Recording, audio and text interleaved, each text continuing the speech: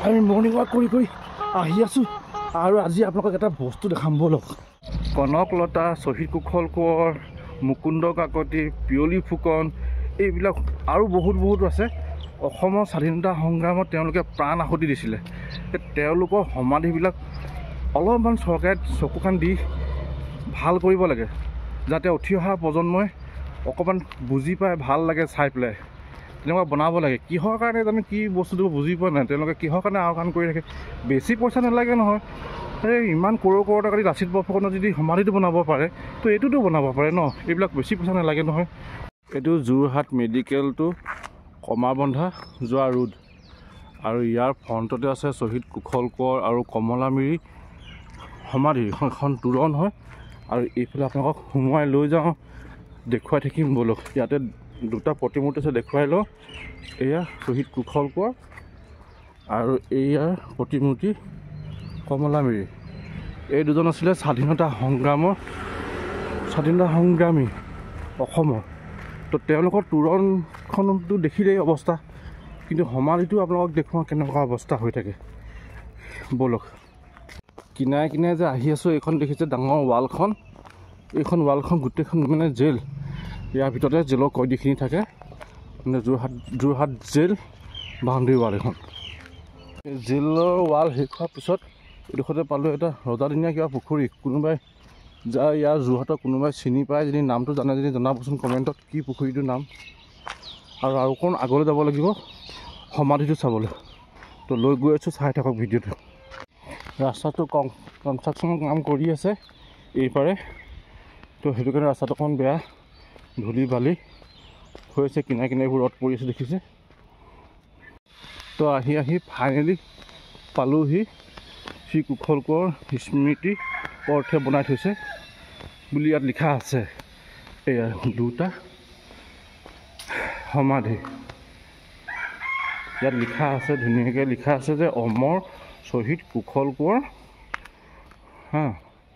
জন্ম হৈছিলে 21 মাৰ্চ 1905 চনত, আত্মআহুতি দিছিলে 15 জুন 1900।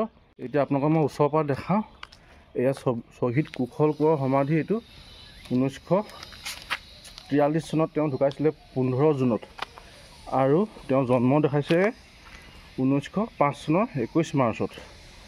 আৰু এয়া কমলামিৰিৰ সমাধি, মানে তেখেতৰ জন্ম দেখাইছে চনটোহে দেখাইছে, কিন্তু মাহটো উল্লেখ নাই, 1894 চন।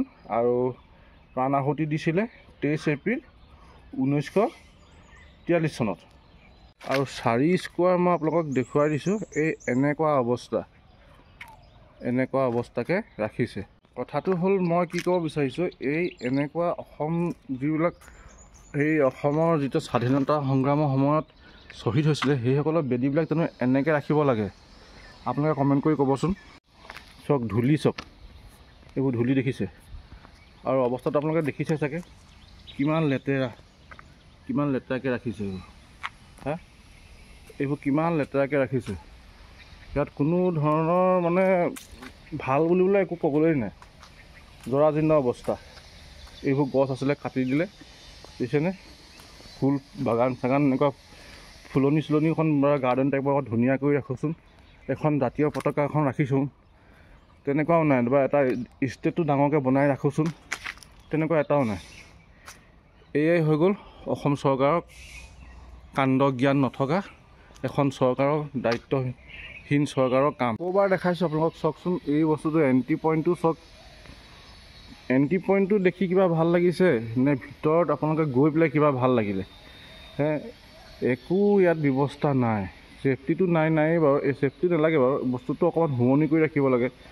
দুটামান ষ্টেটটো বনাই, এখন নেশ্যনেল ফ্লেগ বনাই ধুনীয়াকৈ ৰাখিব লাগে। অলপমান পইচা খৰচ কৰিলে এইটো ধুনীয়া হৈ যায়, আৰু মানুহো আহে। 15 আগষ্ট হওক, 26 জানুৱাৰী হওক, ইয়াত পতাকা উত্তোলন কৰিব লাগে। স্কুলৰ ল'ৰা ছোৱালীক আনি পেলাই ভালকৈ চাব পৰাকৈ ব্যৱস্থা কৰি ৰাখিব লাগে, যাতে অসমৰ স্বাধীনতা সংগ্ৰামীবিলাকক চিনি পায়, তেওঁলোকৰ সমাধিবোৰ ক'ত আছে চিনি পায়। অকল লাচিত বৰফুকনৰ মূৰত সমাধিটো যেনেকৈ ডাঙৰকৈ বনাইছে সেইটো ভাল লাগিছে, কিন্তু এইবিলাকো বনাব লাগে ন। এইবিলাকোতো স্বাধীনতা সংগ্ৰামত তেওঁলোকে প্ৰাণ আহুতি দিছিলে। এইবিলাক ব্যৱস্থা চৰকাৰে কেলৈ নকৰে, মই সেই কথাটো বুজি নাপাওঁ। পাৰিলে অকণ ভিডিঅ'টো শ্বেয়াৰ কৰি দিবচোন, আৰু যদি যিসকলে নাজানে গম পাব, আৰু চৰকাৰে যদি পাৰে দেখে ভিডিঅ'টো অলপমান দায়িত্ব হিচাপে ল'ব। হয়তো আওকাণ হৈ থাকিব পাৰে বা নাজানিবও পাৰে তেওঁলোকে ক'ত আছে কি কথা, আৰু জানিলেও মানে বস্তুটো মানে চাগে তেওঁলোকৰ দৃষ্টিত অহা নাই। সেইটো কাৰণে ভিডিঅ'টো বনালোঁ, আপোনালোকে অকণমান শ্বেয়াৰ কৰি দিব যাতে চবেই গম পায়। তিতাচপা গছ চিনি পায়নে? যিসকলে চিনি নাপায় দেখুৱাই দিছোঁ চাওক। এইবোৰ তিতাচপা গছ লাইন লাইনকৈ আছে। এইটো সোমাই অহা বাটটো কিনাৰতে এনেকুৱা দেখিব। তিতাচপা গছবিলাক দেখিবলৈ এনেকুৱাই হয়। এতিয়া তাৰ পৰা ওলাই আহিলোঁ, ভিডিঅ'টো এতিয়া শেষ কৰিছোঁ। মানে মৰ্ণিং ৱাক কৰিবলৈ ৰেডিলি আহোঁ, এইটো বাটতে আহোঁ। আজি মানে সেই তেওঁ শ্বহীদ বডিটো চাবৰ কাৰণে আহি গ'লোঁ, মানে তেওঁ সমাধিটো চাবলৈ আহি গ'লোঁ। তো সেয়ে ভাবিলোঁ অকণ ভিডিঅ' এটা কৰি দিওঁ, আপোনালোককো জনাই দিওঁ। আৰু চাওক, এটা কথা মোৰ মনলৈ আহিছে, জাতীয় বীৰ লাচিত বৰফুকনৰ যিটো সমাধি, তাত যদি 25 কৰোৰ টকা তাত খৰচ কৰিছে, গোটেই অল অসমৰ নহয়, গোটেই অল অভাৰ ইণ্ডিয়াৰ মানুহে চাব পৰাকৈ, আহিব পৰাকৈ। এইবোৰ গেলা গেলা পানী গোন্ধাইছে, বৰ বেয়া গোন্ধ। অলপ আগত গৈ দিছোঁ, পানীবিলাক ব্লক কৰি থৈছে কাৰণে বৰ বেয়া বেয়া গোন্ধাইছে। তো সেইটোৱে কৈ আছোঁ যে আপোনালোকৰ তাতে 25 নে 35 কৰোৰ টকা যি খৰচ কৰিব পাৰিছে, তাৰ আধাতকৈও আধা যদি ইয়াত অলপমান খৰচ কৰে, তেতিয়াহ'লে এইটো দেখিবলৈ কিমান শুৱনি হ'ব। গোটেই মানুহবিলাকে ইয়াত চাইতো আহে নহয়, যিবিলাকে জানে সেইবিলাকে আহে। আৰু অৱস্থাটো চাওক, আপোনালোকৰ অৱস্থাটো কেনেকুৱা দেখিলে নহয়। তো সেইটো কাৰণে অলপমান ভিডিঅ'টো শ্বেয়াৰ কৰিব যাতে সকলোৱে গম পায়, আৰু অকণমান চৰকাৰে চকু কাণ দিয়ে এইবিলাক বস্তুৰ ওপৰত। তো সেইটোকে ক'বলৈ এই ভিডিঅ'টো বনালোঁ। তো আজিও ৰাখিছোঁ, বাই বাই, এনজয় আই অসম।